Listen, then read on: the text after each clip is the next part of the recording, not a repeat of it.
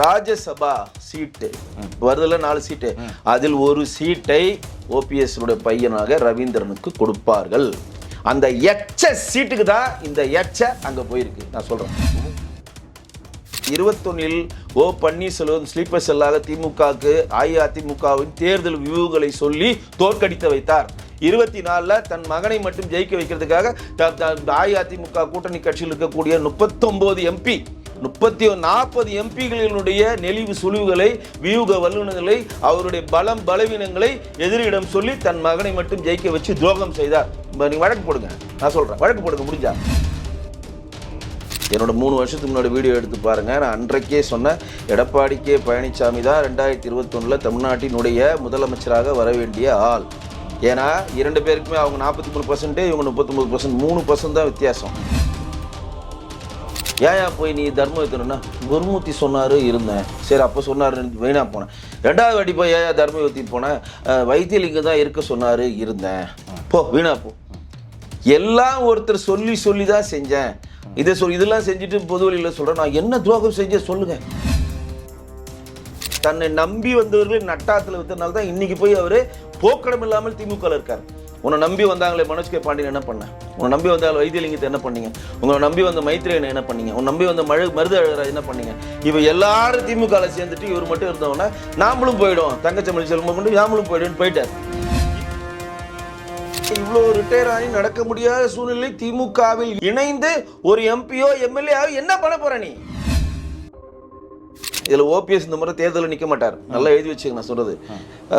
OPS பையன் ரவீந்திரநாத்தும் தேர்தல் நிற்க மாட்டார். 2 பேர் தேர்தல் என்னன்னா அண்ணா தொண்டர்களே கல்ல விட்டு அடிப்பான். சட்டசபையில் சொன்னாரா இல்லையா? அன்னைக்கே நான் சொல்லிட்டேன், இவர் 2-3 நாள் சேர போறாரு. இப்போ நான் சொல்றதை எழுதி வச்சுக்கோங்க, கண்டிப்பாக நம்ம ஒரு வாரத்தில் சந்திப்போம். ரவீந்திரநாத்துக்கு திமுக ராஜ்யசபா எம்பி கொடுக்கும்.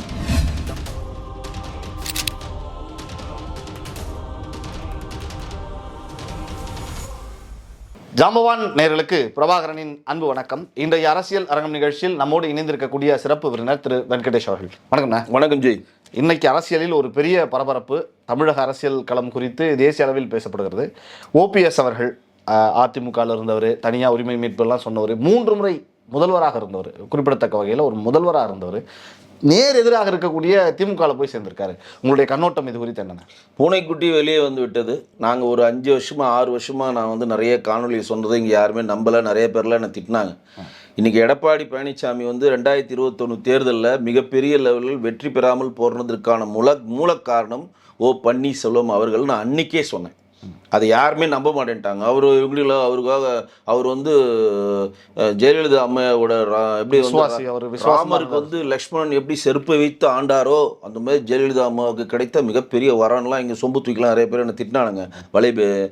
வலைபேசிலையும் திட்டினானுங்க, அலைபேசிலையும் என்ன திட்டினாங்க. அவங்களுக்கெல்லாம் நான் சொல்கிறேன், என்னோட 3 வருஷத்துக்கு முன்னாடி வீடியோ எடுத்து பாருங்கள். நான் அன்றைக்கே சொன்னேன், எடப்பாடி கே பழனிசாமி தான் 2021 தமிழ்நாட்டினுடைய முதலமைச்சராக வர வேண்டிய ஆள். ஏன்னா 2 பேருக்குமே அவங்க 43%, இவங்க 39%, 3% தான் வித்தியாசம். இவங்க 66 சீட் வென்றெடுத்தாங்க, அவங்க கிட்டத்தட்ட 133 சீட் வென்றெடுத்தாங்க. நம்ம கூட்டணியோட எடப்பாடி 75 சீட் வென்றெடுத்தாரு. 2000 ஓட்டுகளில் துரைமுருகன்லாம் வந்து 350 ஓட்டு தான் ஜெயிச்சார். 650 ஓட்டில் ஜெயிச்சார். 137 ஓட்டில் சத்யானந்த் தோத்தார். இந்த மாதிரி 2000 3000 தோத்ததில் ஒரு 20 தொகுதி இருக்கு. அதெல்லாம் கொஞ்சம் தினகரன் உள்ள இருந்து கொஞ்சம் கான்சன்ட்ரேட் பண்ணியிருந்தாங்கன்னா அன்றைக்கு வந்து வென்றெடுத்திருக்கலாம். ஆனால் பெரும்பான்மையான தொகுதிகளில் தென் மாவட்டங்களில் தோற்பதற்கு மிக முக்கிய காரணம் ஓ பன்னீர்செல்வம் அவர்கள். நான் அன்றைக்கே சொன்னேன். ஏன் அப்படின்னு சொல்கிறேன்னா, அன்றைக்கு அவர் பொதுச் செயலாளர், எடப்பாடி பழனிசாமி வந்து முதலமைச்சர் வேட்பாளர். கட்சியை நான் வச்சுக்கிறேன், ஆட்சியை நீங்கள் வச்சுக்கிறதா அவங்க அக்ரிமெண்ட்டு. முதலமைச்சர் வேட்பாளர் அப்படின்றது மட்டும் இல்லாமல் கட்சியினுடைய நம்ம முக்கியமான ஒரு தலைவர்ன்ற முறையில் எடப்பாடி பழனிசாமி அவர்கள் 234 தொகுதிக்கும் சூறாவளி சுற்றுப்பயணம் செய்கிறார். குறிப்பாக சேலத்தில் 12 தொகுதியில் மிகப்பெரிய லெவலில் சுற்றுப்பயணம் செய்து ஓட்டை வாங்கி 11 தொகுதி வென்றெடுத்து 1 தொகுதி தான் திமுக விட்டாங்க. அப்போ அந்த கட்சியினுடைய பொதுச் செயலாளர் இருக்கக்கூடிய ஓ பன்னீர்செல்வம் அவர்கள் வந்து 234 தொகுதிக்கு செல்லாமல் எங்கே சுற்றுறாரு, தேனி மாவட்டத்தில் இருக்கக்கூடிய போடி நாயக்கூர் மட்டும் சுற்றுறாரு. அவருக்கு மட்டும் அவருடைய ஏன்னா அவர் வந்து பெரிய உழுதுன்னா தோத்துருவார் இந்த வாட்டி அவருக்கு ஓட்டு விடான்ற பயந்து தொகுதியை மாற்றி போர்டிங். ஏன்னா அவங்க தான் கிணறு தரமாட்டேன்ட்டாரு, மிகப்பெரிய பிரச்சனையாச்சுல. ஒரு கிணறு வந்து பொது கிணறு எழுதி கொடுங்க, ஊருக்கு எழுதி கொடுக்கணும்னு தரமாட்டேன், பெரிய இஷ்யூ. அப்புறம் வந்து மானங்கட்டத்தரமா போய் அது கோர்ட்டெல்லாம் போயிட்டு அசிங்கப்பட்டு அதுக்கப்புறம் கொடுத்தாருன்னு உங்களுக்கே தெரியும். அவருடைய தம்பி ராஜா அவர்கள் வந்து பால் பண்ணையில் ஒரு பெரிய பிரச்சனை பண்ணி அவர் மாட்டினார் ஒரு தெரியும். இன்னொரு தம்பி குடிச்சே செத்தான், அவருக்கு நிர்மலா சீதாராமன் அவர்கள் ஹெலிகாப்டர் அமைச்சியும் காப்பாற்ற முடியாம அவரும் இந்த மாதிரி பல சர்ச்சையினுடைய முரண்பாடு தான் ஓ பன்னீர்செல்வம் அவர்கள். அப்போ உங்கள் தொகுதியில் உங்களுக்கு ஜெயிக்க முடியாதுன்னு அங்கேயே சுற்றி குறைந்த ஒரு 20,000 ஓட்டில் தான் ஓ பன்னீர்செல்வம் அவர்கள் ஜெயிச்சார். கிறிஸ்தவ சிறுபான்மையர் ஓட்டு அவருக்கு கிடைக்கல.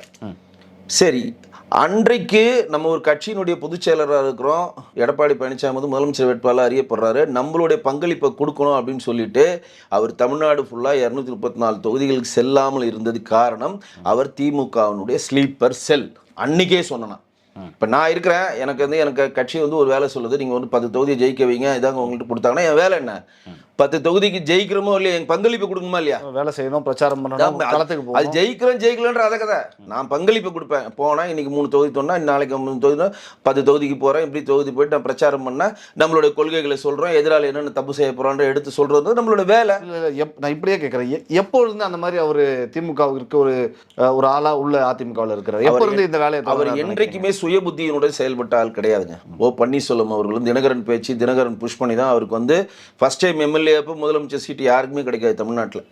இன்றைக்கு வந்து நம்மளுடைய தேசிய கொடியை சுதந்திர தினத்தன்னைக்கு ஏற்றக்கூடிய மிகப்பெரிய ஒரு வரத்தை பெற்றவர். அவர் அதெல்லாம் எவ்வளோ பெரிய கொடுப்பனை கடவுள் கொடுத்துருக்காரு. மனைவியோடு சேர்ந்து ஏற்றினார். அவர் ஃபர்ஸ்ட் டைம் தினகரன் சசிகலா அவர்கள் ஏற்றி விட்டாங்க. 2வது தடவை சசிகலா அம்மா கொடுத்தாங்க. 3வது தடவை என்ன பண்ணுறாங்க, ஃபர்ஸ்ட் எல்லாமே சசிகலா குடும்பமும் தினகரன் குடும்பமும் ஜெயலலிதா அம்மாவும் தான் பண்ணி கொடுத்தாங்க. அவர் எப்பொழுதுமே 2ஆம் கட்ட தலைவராக தான் இருப்பார். அவர் என்ன சொல்லுவார், எனக்கு நான் சும்மா பொம்மையாக தான் இருக்கேன், அவங்க கேட்டவொன்னே கொடுத்துருவேன், அவ்வளோதான். அவருக்கு வேண்டியது ஒரு பதவி. ஏன் அப்படி சொல்கிறேன்னா, நல்லா அறிவார்ந்து சிந்தித்து பார்த்தவங்களுக்கு இது தெரியும்.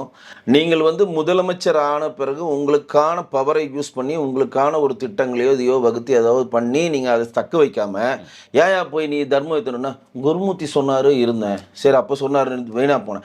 2வது வாட்டி போய் ஏன் தர்ம யுத்தி போனேன், வைத்தியலிங்க தான் இருக்க சொன்னார் இருந்தேன், போ வீணா போ. எல்லாம் ஒருத்தர் சொல்லி தான் செஞ்சேன். இதெல்லாம் செஞ்சுட்டு பொது வழியில் சொல்கிறேன், நான் என்ன துரோகம் செஞ்சேன் சொல்லுங்கள். அஇஅதிமுக தலைமையை உடைச்சது யார்? நீங்கள் தானே உடைச்சிங்க. அது யாருன்னா மன்னிப்பாங்களா? அதெல்லாம் மக்கள் அதெல்லாம் மன்னிக்க மாட்டாங்களா?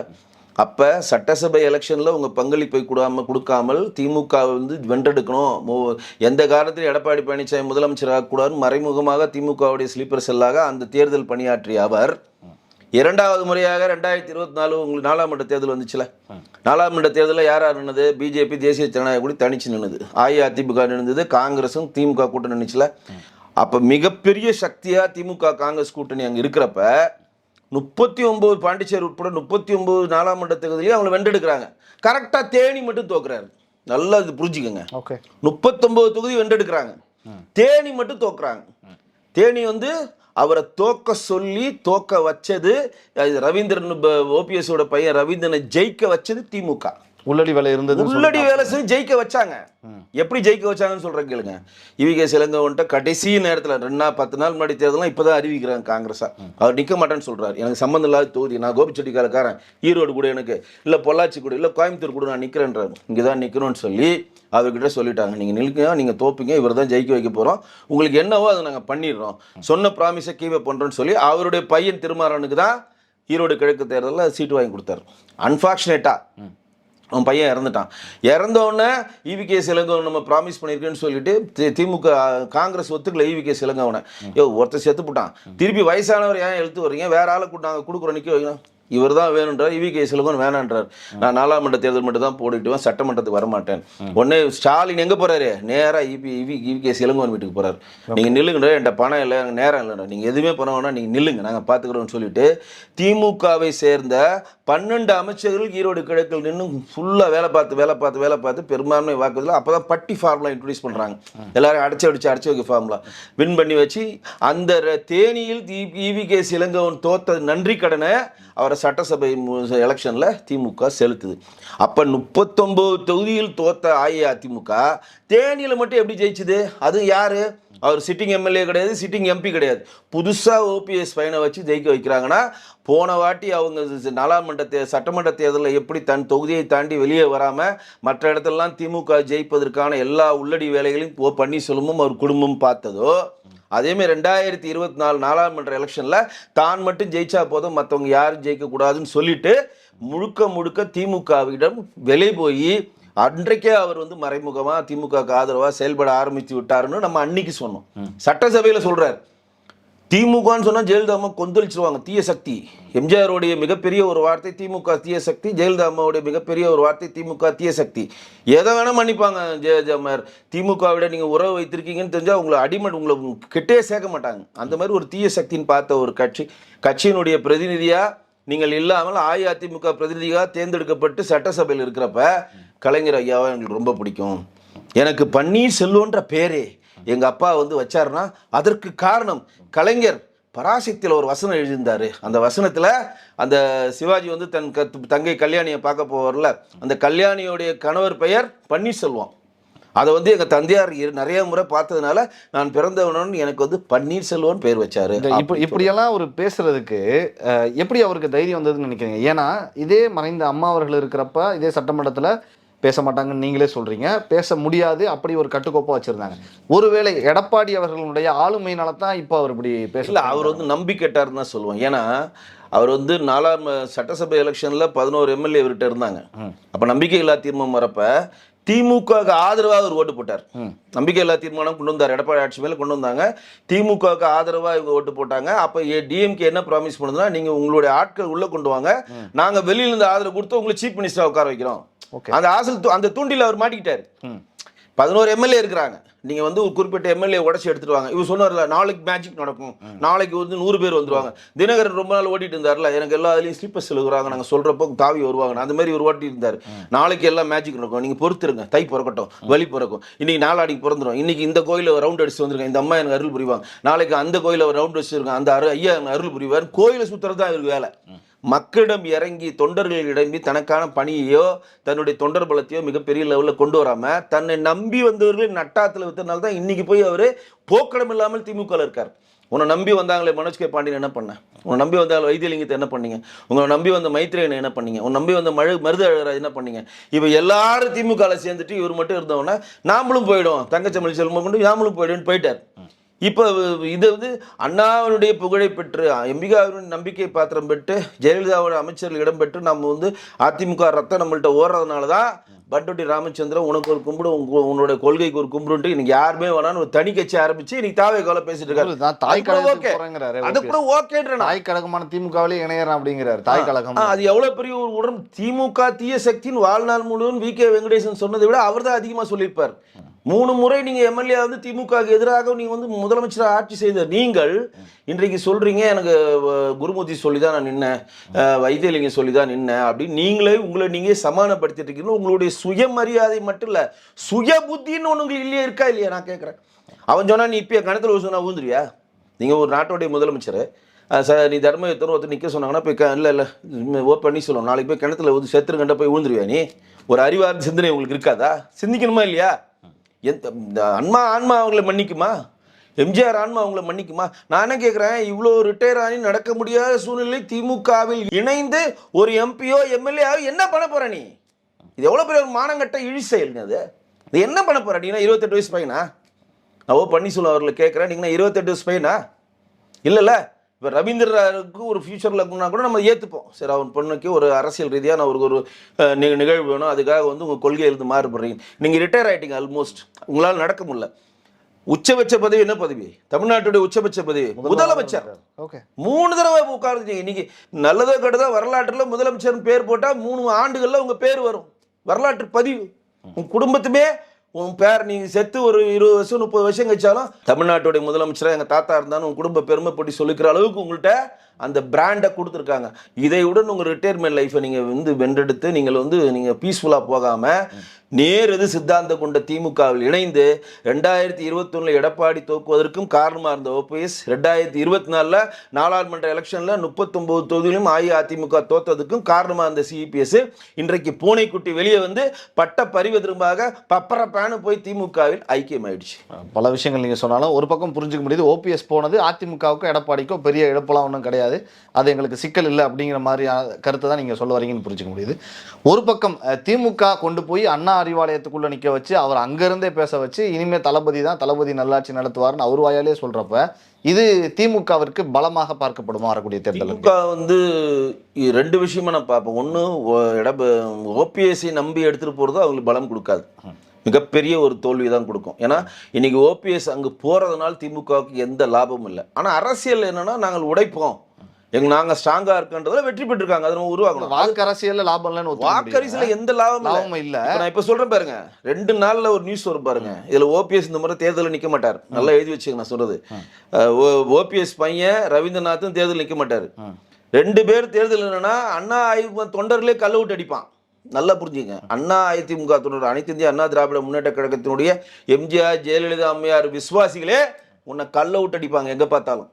ஏன்னா ஒவ்வொருத்தர் எங்க குத்திருக்கான் பச்சை, எம்ஜிஆருடைய கொடியும் எம்ஜிஆரையும் பச்சை குத்திருக்கவங்க வெறித்தனமானவங்க. ரெட்டலை ஒவ்வொரு கையிலையும் இருக்கும் எம்ஜிஆர். நீங்க நினைக்கும் மாதிரி சரி காரணம் கிடையாது. எம்ஜிஆர் கட்சிக்காரங்க அஇஅதிமுக காரங்க வந்து உயிரையே கொடுப்பாங்க. அதனால எம்ஜிஆர் பச்சை குத்து சொன்னோம்னா இருக்கு, ஒட்டுமொத்தாலும் பச்சை குத்திருப்பான். நீங்க மூத்த தலைவர் யாராவது பாருங்க, ரெட்டலை பச்சை இருக்கும் அவங்க கையில். உண்மையான அஇஅதிமுக அதை விட்டு மாறவே மாட்டான். இபிஎஸ் வந்தாலும் ஒத்துப்பான், ஓபிஎஸ் வந்தாலும் ஒத்துப்பான், விகே வெங்கடேசன் வந்து ஒத்துப்பான், பிரபாகர் முதலமைச்சர் ஒத்துப்பான். அவனுக்கு அது தேவையில்லை. அவனுக்கு வேண்டியது எம்ஜிஆருடைய விசுவாசி, எம்ஜிஆருடைய கட்சி ஆட்சிக்கு இருக்கணும், இவ்வளவுதான். ரைட்டுங்களா? அப்ப 3 இந்த ராஜ்யசபா சீட்டு வருதுல 4 சீட்டு, அதில் ஒரு சீட்டை ஓபிஎஸ் பையனாக ரவீந்திரனுக்கு கொடுப்பார்கள். அந்த எச்ச சீட்டுக்கு தான் இந்த எச்ச அங்க போயிருக்கு. நான் சொல்றேன் ஓப்பனா, இந்த வார்த்தையை உபயோகப்படுத்துக்கு மன்னிக்கணும். ஆனா எனக்கு வந்து என்ன மாதிரி ஒரு ஆட்களுக்கு மிகப்பெரிய ஒரு கோபம் வருது. இந்த வயதான காலத்தில் திமுக தீய சக்தின்னு சொல்லி திமுக அஇஅதிமுகவில் அடையாளம் பெற்று அதிகாரம் பெற்று சொத்தை சம்பாரித்து ஊரில் உள்ளவர்களுக்கெல்லாம் 3 டைம் எம்பி முதலமைச்சராக உட்கார்ந்து கொண்டு ஒட்டுமொத்த மக்களினுடைய நல்லார்பு ஜெயலலிதா மூலம் சம்பாதித்து அதை விட்டு நீங்கள் துரோகம் செய்வீங்கன்னா நீங்கள் எச்ச தானே? இல்லை இது எப்படி அனுமதிக்கிறதுன்னு எனக்கு தெரியல. அது உங்ககிட்டயே நான் விட்டுறேன் இந்த மாதிரியான வார்த்தைகளை. இருந்தாலும் சரி, நீங்கள் சொல்கிறத என்னால் புரிஞ்சுக்க முடியுது. இவ்வளவு பண்ணியும் இப்படி போய் சேர்றதை அவருக்கு இவ்வளவு அவப்பெயரை ஏற்படுத்தும் தெரிஞ்சும் ஒருத்தர் போறாருன்னா அவர் எங்கேயே ஏமாற்றப்பட்டிருக்கிறார் அப்படிங்கிற ஒரு சிக்கல் இருக்குல்ல. ஒரு பக்கம் பாஜக வந்து 2 பேரும் இபிஎஸ்ஸையும் ஓபிஎஸ்ஸையும் இணைக்கிறதுக்கு ஒரு பேச்சுவார்த்தை நடத்தினாங்க, பண்ணாங்க. இதே பிரதம மந்திரி அவர்கள் கூட கடந்த காலங்களில் ஓபிஎஸ்ஸிடம் அரை மணி நேரம் ஒதுக்கி பேசினது டிஸ்கஷன்லாம் இருக்குது. ஆனால் கடந்த முறை வந்தப்போ அவரை பார்க்க கூட ஒரு பூங்கொத்து கொடுக்க கூட நேரம் ஒதுக்கலை. அப்படிங்கிறப்ப எங்கேயோ அவர் ஏமாற்றப்பட்டிருக்கிறார். அதனுடைய பிரதிபலிப்பு இது நம்ம பார்த்துக்கலாமான்னு கேட்குறேன். இல்லை, இது வந்து பாரதிய ஜனதா கட்சியை பொறுத்தவரையும் ஒரு கொள்கை கட்சிங்க. 2வது வந்து பாரதிய ஜனதா கட்சி வந்து நீங்கள் ஒரு கொள்கையில் உறுதியாக இருந்தீங்கன்னா அந்த கொள்கைக்காக அவங்க உயிரே கொடுப்பாங்க. இப்போ மகாராஷ்டிராவில் ஷிண்டே கட்சி வந்தாங்க, அந்த கொள்கை இந்துத்துவ கொள்கையில் உறுதியாக இருந்தாங்க. கட்சி எதனா உடைச்சோமா எதனா பண்ணோமா எதுவுமே இல்லாமல் அவங்க துணை முதலமைச்சராக உள்ளே சேர்த்துக்கிட்டோம். பெரும்பான்மை இடத்துல நம்ம வென்றெடுத்தோம். நீங்கள் சில மேயர்களை அவங்களுக்கு கொடுத்தோம், ஷிண்டே கொடுத்தோம், அஜித் பவார் கொடுத்தோம். ஓபிஎஸ் வந்து திமுகவுடைய ஸ்லீப்பர் செல்லுன்னு உளவுத்துறை மூலம் அமித்ஷாவுக்கு தெரிந்த ஒரே காரணத்தால் தான் மோடிஜி அவர்கள் சந்திக்க அனுமதிக்கவில்லை. சாதாரண விகே வெங்கடேசனுக்கு தெரிகிற விஷயம் உளவுத்துறைக்கு தெரியாதாங்க. அவர் 3 முறை 4 முறை ஒரு வாட்டி நாயனார்ட்ட கம்ப்ளைண்ட் பண்ணாரா இல்லையா? நான் பிரதமரை சந்திக்க போனேன்னு சொன்னேன், எங்களுக்கு வந்து சந்திக்க விடாமல் பண்ணிட்டாங்க. நாயனார் கூட என்ன சொன்னார், எங்கிட்ட ஒரு வார்த்தை சொல்லி நாங்களாம் உங்களுக்கு ஃபோன் பண்ணி சொல்லணுமா? நாங்களாம் உங்களுக்கு என்ன இருந்தாலும் எங்களோட மாநில தலைவருங்க, இன்னைக்கு அவர் தான் ஆத்தரைஸ் பர்சனு, நாங்களாம் அவங்களுக்கு சொல்லணுமா? உங்களுக்கே தெரிய வேணாமா? அப்படின்னு இவர் வந்து இந்த வார்த்தை இப்போ வந்து ஓஞ்சுதா இல்லையா? ஓஞ்சிட்டு வெளியே போனாரா இல்லையா? கரெக்டாக இதுல இருந்து மாற்றம் இல்லைல்ல. அப்போ இபிஎஸ் அவர்கள் வந்து டிடி தினகரன் உள்ளே வாங்க அப்படின்னு சொல்லி உள்ளே கொண்டு வரணும்னு சொல்லி பிஎஸ் கோயில் சொல்கிறப்ப எடப்பாடி பழனிசாமி ஏற்றுக்கிறார். ஏன் ஏற்றுக்கிறாரு? அவர் ஒரு தனி கட்சி, நல்லதோ கெட்டதோ தேசிய ஜனநாயக கூட்டணியில் வராரு, முடிஞ்சு போச்சு. ஆனால் ஓபிஎஸ் ஆதரவுகளும் வரன்றப்ப இபிஎஸ் ஏற்றுக்கல. அப்போ நீங்கள் சொல்கிற மாதிரி பாஜக ஒரு அழுத்தத்தை கொடுக்குது, இல்லை நீங்கள் ஏற்றுக்கணும் நம்ம தேசிய ஜனநாயக கூட அழுத்தத்தை கொடுக்குறப்ப அவங்கள கன்வின்ஸ் பண்ணுறதுக்கான டேட்டா அவர் கொடுக்குறாரு. இப்போ நான் உங்களுக்கு அழுத்தம் கொடுக்குறேன் சார், இவர் இந்த ஃபைல் இப்படி இருக்குது, போன வாட்டி நாங்கள் 21 தோற்றதுக்கு இவர் தான் காரணம், இந்த உள்ளடி வேலை பண்ணியிருக்காரு, 24 அவன் மகனை மட்டும் ஜெயிச்சு வச்சு காசு வாக்கி எங்களெல்லாம் தோக்க வைக்கிறதுக்கான முழு ஆதரவுப்பட்டு அவன் மகனை மட்டும் எம்பி ஆக்கி மந்திரியாக்கி பிஜேபியில் சேரணும் அவர் முடிவு பண்ணி எங்களுக்கு வந்து ஸ்லீப்பர்ஸ் எல்லாரும் திமுக வேலை செஞ்சுருக்காரு. எவ்வளோ டேட்டா கொடுத்தோம் பிஜேபியால் பேச முடியாது. கன்வின்ஸ் கொடுத்தா நீங்கள் எப்படி பேச முடியும்? இப்போ எடப்பாடி பழனிசாமி இந்த வருஷம் முதலமைச்சர் ஆகிறாரு இல்லைன்றது அடுத்த கதை. ஆனால் கட்சியை உயிர்பட வச்சுக்கணும்ல, துரோகிங்களால் கட்சியை எப்படி நடத்த முடியும்? அவர் இந்த வாட்டி ஆகிறாரான்னு எனக்கு தெரியாது. 2026 எலெக்ஷனில் முதலமைச்சராக மு க ஸ்டாலின் வர போகிறோம், எடப்பாடி பழனிசாமி தான் மக்கள் முடிவு பண்ணட்டும், தனி கதை. அது ஆகலன்றது அடுத்த கதை. ஆனால் அஇஅதிமுகன்ற கட்சியை உயிர்போட வச்சுக்கணும்ல. துரோகங்களின் பிறப்பிடமா ஒருத்தர் வச்சு நீங்க கட்சி எப்படி உயிர்ப்போட வச்சுங்க? அதுவும் மிகப்பெரிய பொறுப்பு பொதுப்பணித்துறை கொடுத்தாங்க அவருக்கு. கழகத்தின் பொதுச் செயலாளர், ஆட்சி எடப்பாடிக்கு, கட்சி ஓ பன்னீர்செல்வத்துக்கு. ஃபார்ம் பில நான் தான் சைன் பண்ணுவேன், ஃபார்ம் பில நான் தான் சைன் பண்ணுவேன்னு சொன்னாரா இல்லையா? தேர்தல் கமிஷனுக்கான ஆத்தரைஸ் ஃபார்ம்ல சொன்னாரா இல்லை? அப்போ தானே பிரச்சனை வந்தது. தர்மர் எம்பி ஆகணுன்றது தான் பிரச்சனை வந்தது. நீங்கள் யார் யார் வந்து உங்களுக்கு பின்னாடி வருவாங்கன்னு சொன்னீங்களோ, என்றைக்கு உங்களை பாராட்டி சட்டசபையில் ஜெயலலிதா ஆன்மாவும் கலைஞர் எம்ஜிஆர் ஆன்மாவும் மாண்புமிகு முதலமைச்சர் அவர்கள் வந்து ஆட்சி செய்வதை வாழ்த்துன்னு யார் சொல்றாரு? ஐயப்பன் சொன்னாரா இல்லையா? சட்டசபையில் சொன்னாரா இல்லையா? அன்னைக்கே நான் சொல்லிட்டேன், இவர் 2-3 நாள் சேரப்போறாரு. இப்போ நான் சொல்றதை எழுதி வச்சுக்கோங்க, கண்டிப்பாக நம்ம ஒரு வாரத்தில் சந்திப்போம். ரவீந்திரநாத்துக்கு திமுக ராஜ்யசபா எம்பி கொடுக்கும். நான் இதோட ஒதுங்கிக்கிறேன், இணைஞ்சிட்டேன். நீங்கள் எனக்கு சொல்றீங்க, இணைஞ்சிட்டேன், உங்களுக்காக பிரச்சாரம் பண்ணுறேன். நானும் சசிகலாவும் இணைந்து முக்குளத்தோர் வாக்கு வந்து தினகரன் பக்கம் போகக்கூடாமல் பண்ணுறோம். அந்த அசைன்மெண்ட்டை போகிறோம். எனக்கு சீட்டு வேணாம், என் பிள்ளைய நீங்கள் எம்பி ஆகிக்கிறீங்க. ஏன் அதுக்கு சொல்கிறேன்னா, என் பிள்ளையோ நானோ தமிழ்நாட்டில் போய் நின்னா ஒவ்வொரு அதிமுக தொண்டரும் கல்லை விட்டு அடிப்பானா இல்லையா? அவனுக்கு கோபம் வருமா இல்லையா? நேற்று வரை நீங்கள் வந்து தீய சக்தின்னு சொன்னதில் அதே வேனில் ஏறி மாண்புமிகு முதலமைச்சர்ன்றது நீங்கள் வந்து பசிக்காக எதனா ஒன்று தின்னீங்கன்னா மற்றவனும் அது தின்னணும்னு அவசியம் கிடையாது. எல்லாருக்கும் சுயமரியாதை இருக்குல்ல. ஒரு அஇஅதிமுக தொண்டருக்கு உங்களுடைய குடும்பம் நல்லா இருக்கணும், நீங்கள் நல்லா இருக்கணும், உன் புள்ள நல்லா இருக்குன்றதுக்காக ஒட்டுமொத்த கொள்கையை விட்டு கொடுத்து நீங்கள் இப்படி போனீங்கன்னா இதோடைய அவச்சையில் எவ்வளோ இருக்குது? இந்த மாதிரி ஒரு இழிவான செயலை செய்து ஏன் வாழ வேணுமா நீங்கன்ற கேள்வி எழுதா இல்லையா? இது எவ்வளோ பெரிய அவப்பேர். அவர் ஈஸியாக போய் சேர்ந்துட்டார். தன் மகனுக்கு ஒரு எம்பி சீட்டு, தன் மகனுக்கு ஒரு வால் வலிச்சிட்டோன்னு போய் சேர்ந்துட்டார். அப்படி அவரை குற்றவாளியா நிறுத்திட முடியுமா ஓபிஎஸ்ன்னு கேட்குறாங்க.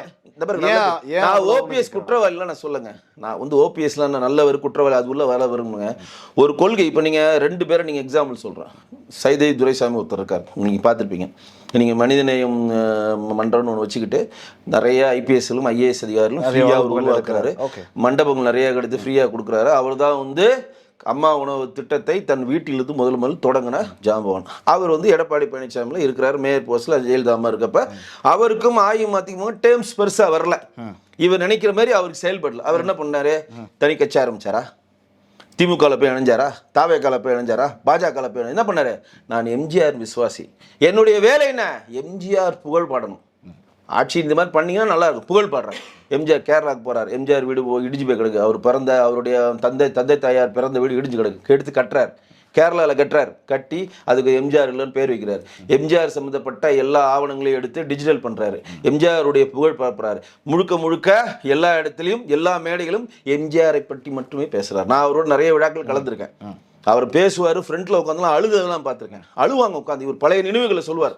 ரேஷன் கடை நினைவுகள், இது டபுள்ஸ் அடிக்கிற நினைவுகள், இன்ஜினியரிங் காலேஜ் எப்படி கல்வி வந்து இங்கே வந்து எல்லாருக்கும் கிடைக்கிற மாதிரி எப்படி எம்ஜிஆர் பண்ணார், இந்த நினைவுகளை சொல்கிறப்ப முன்னாடி இருக்க எம்ஜிஆர் தொண்டர்லாம் தார விட்டு அழுவான். நான் மேலேருந்து பார்த்துருக்கேன், கண்ணீர்லேருந்து. அப்போ அரசியல் உங்களுக்கு ஒத்து வரலன்னு சொன்னோன்னா அவர் யாரையும் சொல்ல. எம்ஜிஆருடைய ரத்தம், உண்மையான ரத்தம் அவர்கிட்ட ஓடினதுனால அவர் எதிர்கிட்ட போல தன்னுடைய தனக்கு வாழ்வளித்த எம்ஜிஆர் புகழை பரப்புறன்ற தொண்டை அவர் யூஸ் பண்ணிக்கிட்டார். நீங்கள் உங்களுக்கு ஒத்து வரல, நீங்கள் சொன்ன மாதிரியே உங்களுக்கு எல்லாருமே உங்களை ஏமாற்றிட்டாங்க. பிஜேபி ஏமாத்திருச்சு, எடப்பாடி ஏமாற்றிட்டாரு, மற்ற நீங்கள் யார் நம்பிங்களோ குருமூர்த்தி எல்லாம் ஏமாற்றிட்டாங்களா? ஏமாற்றிட்டாலும் நீ எதிர்கிட்ட போய் செய்வியா? எதிர்கிட்ட போய் நீங்கள் சேர்றது. இப்போ மனோஜ் பாண்டியன் ஒரு எம்எல்ஏ போய் சேர்ந்தார், பிரச்சனை இல்லை. மருது அழகராஜ் நமது எம்ஜிஆருடைய ஒரு ஆசிரியர் சேர்ந்தார், பிரச்சனை இல்லை. மைத்ரேயனு பிஜேபி ஒருவர் அங்கே போவார், தாவி துள்ளி குதிப்பார், அவர் போய் சேர்ந்தார், பிரச்சனை இல்லை. அன்வர் ராஜா ஒரு கதையை சொல்லிட்டு போய் சேர்ந்தார், பிரச்சனை இல்லை. ஏன்னா அவங்களாம் வந்து முதலமைச்சராக இருந்தவங்க கிடையாது.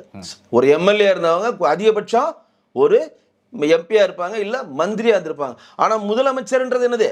கட்சியினுடைய பொதுச் செயலாளர் முதலமைச்சராக நீங்கள் இருக்குன்னா எவ்வளோ பெரிய பதவி, ரிஜிஸ்டர்ட் பதவிங்க அது.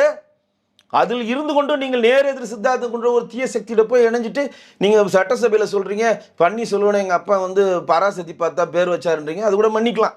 ஒரு கலோலிகளை சொல்றது. அப்புறம் கேட்டால் ஜெயலலிதா ஆன்மாவும் ஜெயலலிதா இதே சட்டசபையில் புடவை இழுத்து அவமானம் பண்ணியது துரைமுருகன் கொண்டு அவங்க சட்டசபையில் எதிர்கட்சி தலைவராக இருக்கப்ப அப்போதான் சபதம் ஏற்றாங்க அடுத்த முறை முதலமைச்சராக தான் இது உள்ள வருவேன்ட்டு. அந்த மாதிரி அவமானப்படுத்தின திமுகவிடம் போய் நீங்கள் போய் இன்னைக்கு சேர்ந்துட்டு எப்படி செங்கோட்டையன் தாவேக்கால சேர்ந்துட்டு ஜெயலலிதா படத்தை வாங்கிட்டு இப்போ அவங்க தொண்டரெல்லாம் நறுக்குன்னு கொட்டி ஒழுங்காக படத்தை எடுக்கிறே இல்லை நீ ஏடிஎம்கே ஓடி போயிட்டு சொன்னேன். இப்போ விஜய் படத்தை போயிட்டு பல்ல இழிச்சுக்கிட்டு பம்பின்னு தன் சுயமரியாதை இழந்திருக்கிறார்களா 9 டைம் எம்எல்ஏ. ஒரு கட்சி ஒரு தேர்தலை கூட சந்திக்காத 5 விசிலடிச்சாங்குஞ்சியுடன் பம்பிக்கிட்டு இருக்கிறார் இல்லையா? புசி ஆனந்தோ ஆதவர்ஜுனாவோ லைலா மணியோ ஜான ஆரோக்கியசாமியோ அங்கே இருக்கக்கூடிய ஆதவர்ஜுனாவோ எவனா இது வரைக்கும் கவுன்சில் தேர்தல் நின்றுப்பானா? ஜெயிக்கிறது வேற, தேர்தல் நின்றுப்பானா? 9 முறை தேர்தல் நின்று வென்றெடுத்த ஒருத்தர் நேற்று விசிலடிச்சாங்க குஞ்சுகள் நேற்று பேஞ்ச மலையில முழிச்சாங்க காளானுடன் பம்பிக்கிட்டு நிற்கிறீங்க. இதை விட ஒரு அவமானம் வேணுமா? எம்ஜிஆர் ஆன்மா ஒன்று மன்னிக்குமா? அதே தான் திரு ஓபிஎஸ் சொல்கிறேன். நீங்கள் யாருமே உங்களுக்கு ஹெல்ப் பண்ணல. என்ன பண்ணுனீங்க? நான் தியானத்துக்கு போகிறேன், இனிமேல் நான் தியானம் பண்ண போகிறேன், எம்ஜிஆர் புகழை பரப்ப போகிறேன். ஜெயலலிதா அம்மையார் தான் எனக்கு 3 முறை முதலமைச்சராங்க, அம்மா புகழை பரப்புறதா என் வாழ்நாள்.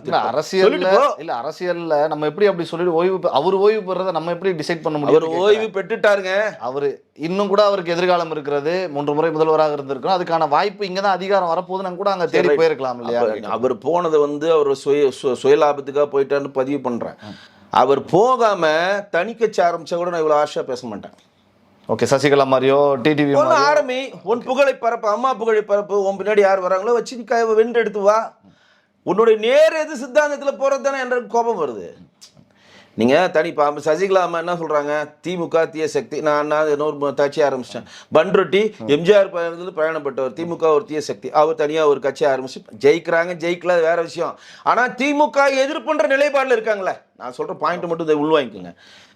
பன்ருட்டி சாதாரணமாக 10 பேரை வச்சு ஒரு கட்சி ஜெயிக்க மாட்டாருன்னு உலகத்துக்கே தெரியும். இப்போ சசிகலா கட்சி பேரை கூட சொல்ல முடியல, அவங்களை சும்மா ஆரம்பிச்சுட்டு காமெடி பண்ணுகிறாங்க. ஆனால் ஜெயிக்கிறாங்களோ இல்லைன்னு தெரியாது. ஆனால் அவங்களோட நிலைப்பாடும் பன்னீர்செல்வத்தின் நிலைப்பாடும் பன்ருட்டியார் நிலைப்பாடு என்னது? திமுக வீழ்த்த வேண்டும், அதுல உறுதியா இருக்கு. அதுதானங்க நிலைப்பாடு, அதுதாங்க அண்ணாவுடைய கொள்கை, அதுதாங்க எம்ஜிஆரோட கொள்கை, அதுதாங்க ஜெயலலிதா கொள்கை. நீங்க அந்த நிலைப்பாடே மீத்தி அஇஅதிமுகவை நீங்க வீழ்த்த வேணும்னு சொன்னா அப்ப எடப்பாடி பழனிசாமி உங்களுக்கு கட்சிகளை ஏன் சேர்த்துக்கலன்றது நிரூபணம் ஆகுதுல. இப்ப நேத்து எனக்கே தெரியறப்ப எடப்பாடிக்கு தெரியாதா? இப்பயும் நான் ஆணித்தரமா சொல்றேன். 21 ஓ பன்னீர்செல்வம் ஸ்லீப்பர் செல்லாக திமுகவுக்கு அஇஅதிமுகவின் தேர்தல் வியூகங்களை சொல்லி தோற்கடித்து வைத்தார். 24 தன் மகனை மட்டும் ஜெயிக்க வைக்கிறதுக்காக அஇஅதிமுக கூட்டணி கட்சியில் இருக்கக்கூடிய 39 எம்பி 40 எம்பிகளினுடைய நெளிவு சுழிவுகளை, வியூக வல்லுநர்களை, அவருடைய பலவீனங்களை எதிரியிடம் சொல்லி தன் மகனை மட்டும் ஜெயிக்க வச்சு துரோகம் செய்தார். நீங்க வழக்கு போடுங்க, நான் சொல்றேன், வழக்கு போடுங்க முடிஞ்சா.